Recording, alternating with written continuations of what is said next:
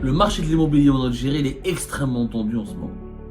Je dis bien que le marché de l'immobilier en ce moment est très tendu en Algérie. Tout le monde essaie de vendre, de liquider ses biens immobiliers ou d'acheter rapidement avant l'entrée en vigueur de la fameuse mesure de la fin des transactions en espèces qui a été imposée par la loi de finances 2025.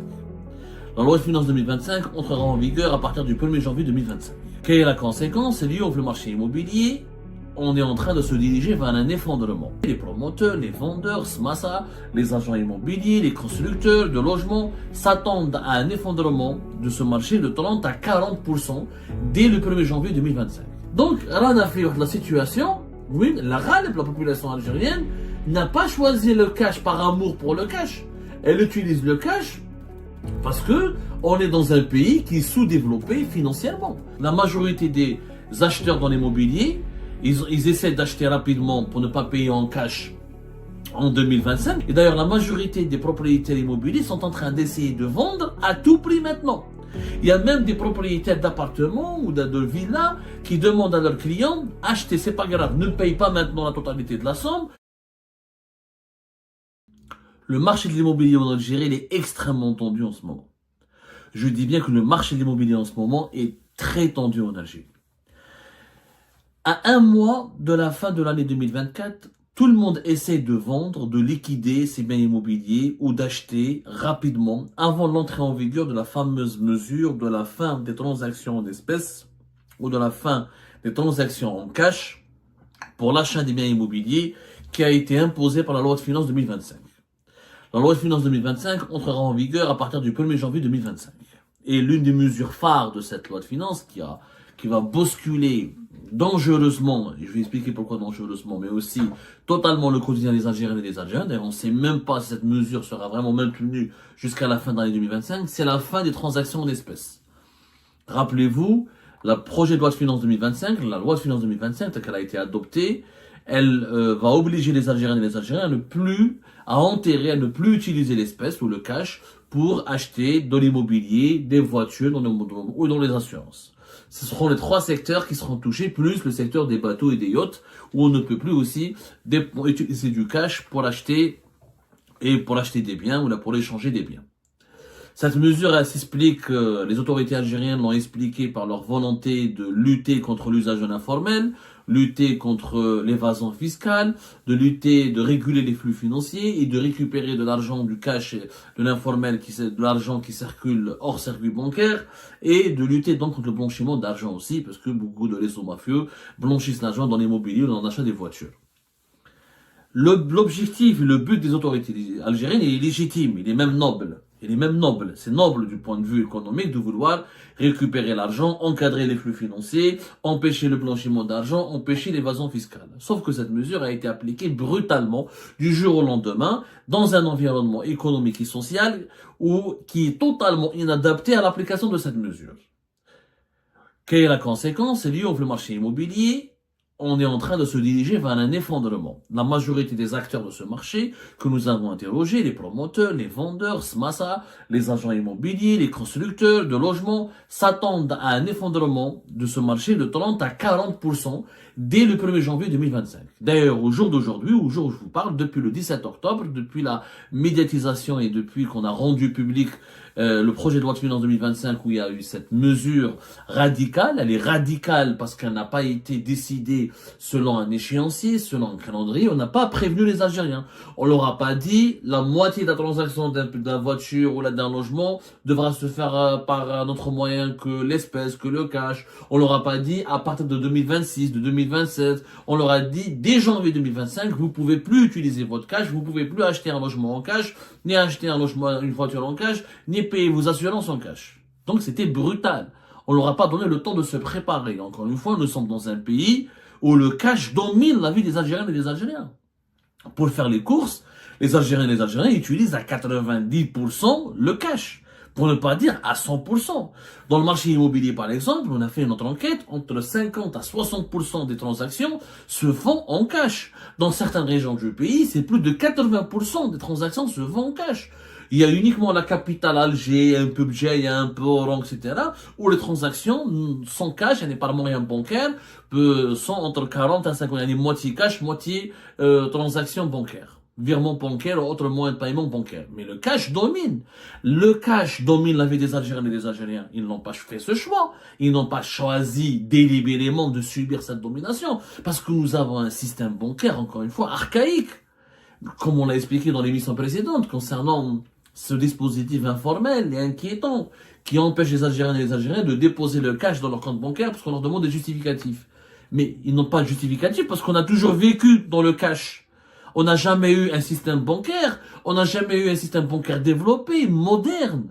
On est dans un pays de 47 millions d'habitants, on a moins de 1800 agences bancaires. On a à peine une vingtaine de banques, 20 banques et 20 banques commerciales. Donc, il y a des wilayas entières, des régions, même dans la capitale à Alger, des fois il faut prendre sa voiture, faire 12 heures d'embouteillage, etc.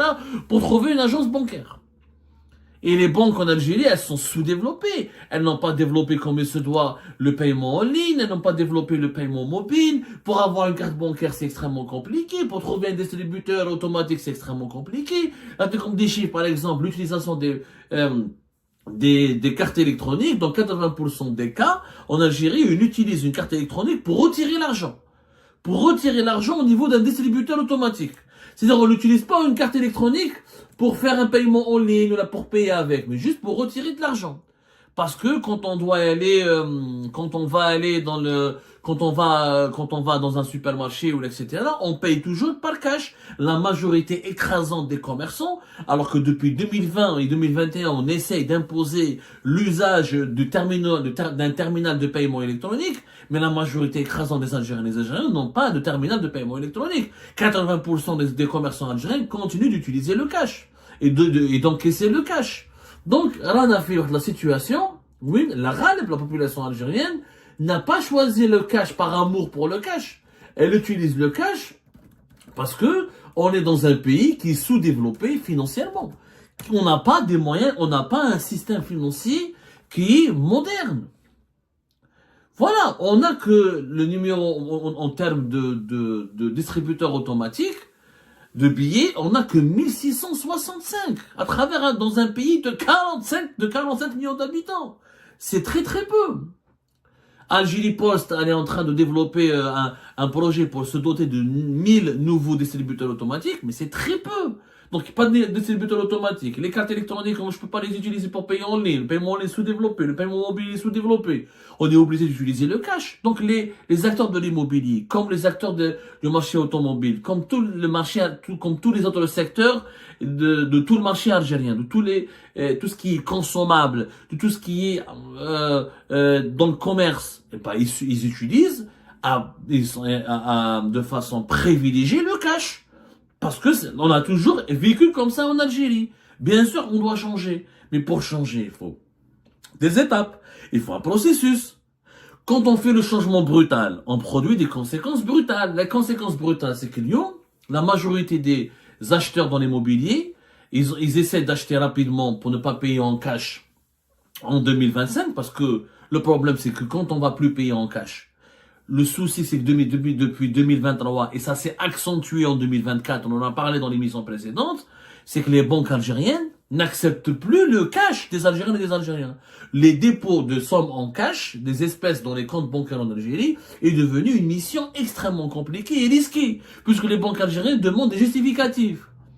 Ah, avec 10 milliards. Je veux acheter un logement à 3-4 milliards. Je dois déposer 3-4 milliards au niveau de mon compte bancaire dans une banque.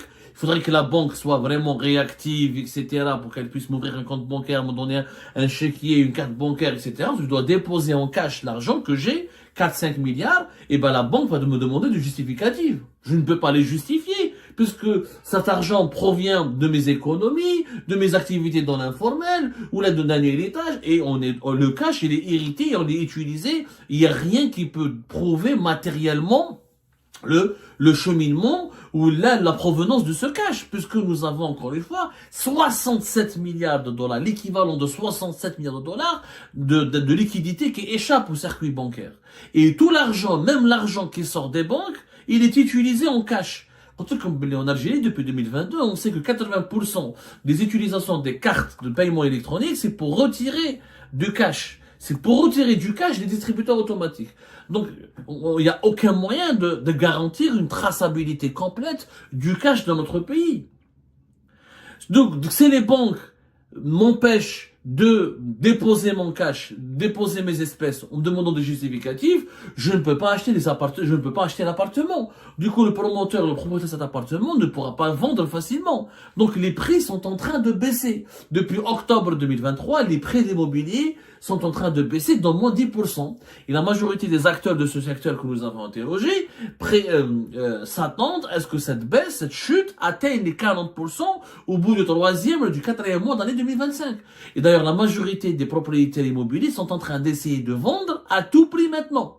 Il y a même des propriétaires d'appartements ou de villas qui demandent à leurs clients, achetez, c'est pas grave, ne paye pas maintenant la totalité de la somme, prends, on signe ensemble, on fait l'acte de vente et tu me payes petit à petit. C'est-à-dire de la vente par anticipation ou là de la vente par tranche. Parce que personne ne veut subir les conséquences, tout le monde a peur de subir cette obligation de la fin des transactions en cash, qui va compliquer la vie aux Algériennes et aux Algériens. Il faut trouver une banque, il faut trouver un compte bancaire, il faut ouvrir un compte bancaire, il faut l'alimenter régulièrement, il faut que la banque soit réactive, il faut ensuite pouvoir avoir le carnet de chèques dans les temps voulus, il faut que la banque ne m'emmerde pas, ne m'inquiète pas, ne me demande pas de justificatif à chaque fois que je dois ramener du cash. Acheter un appartement, c'est 4-5 milliards, c'est 2 milliards dans certaines régions, c'est 1 milliard et demi, des villas, il y a des villas qui valent 10 milliards. Oui, je dois ramener 10 milliards à la banque va me demander des justificatifs, je ne peux pas les déposer rapidement. Il y a des banques qui demandent à leurs clients de faire des dépôts en espèces graduels ou espacés, c'est-à-dire au lieu de déposer 10 milliards d'un coup, il faut déposer 1 milliard ou 500 millions en fonction de plusieurs semaines. Donc c'est pas possible, on est en train de créer une congestion, on est en train de créer on est en train d'étouffer le commerce dans le pays avec des mesures brutales, inattendues, qui nécessitent du temps.